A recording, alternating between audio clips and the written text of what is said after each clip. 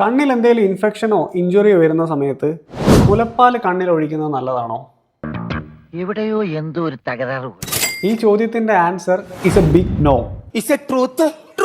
Breast മിൽക്കിൽ ഒരുപാട് immune factors ഉണ്ട്, ലൈക്ക് ഇമ്മ്യൂണോഗ്ലോബിൻ എ, ലാക്ടോഫെറിൻ, അങ്ങനെ ഒരുപാട്.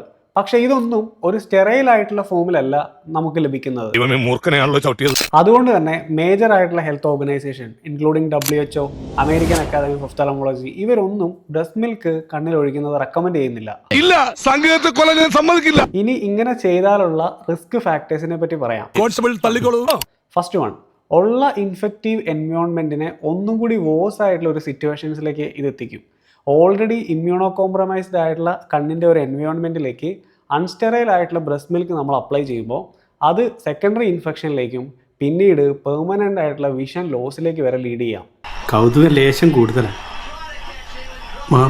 അതായത് എരുതിയിൽ എണ്ണ ഒഴിക്കുന്ന പോലെ ഉണ്ടാവും. സെക്കൻഡ് വൺ, രോഗിക്ക് ഉണ്ടാകുന്ന അമിതമായിട്ടുള്ള കോൺഫിഡൻസ് കാരണം കൃത്യമായി ലഭിക്കേണ്ട ചികിത്സാ രീതി ഡിലേ ആവും. ഈ ഇൻഫെക്ഷൻ മേ ബി ബാക്ടീരിയൽ ആവാം, വൈറൽ ആവാം, ഫംഗൽ ആവാം, ക്ലമൈഡൽ ആവാം.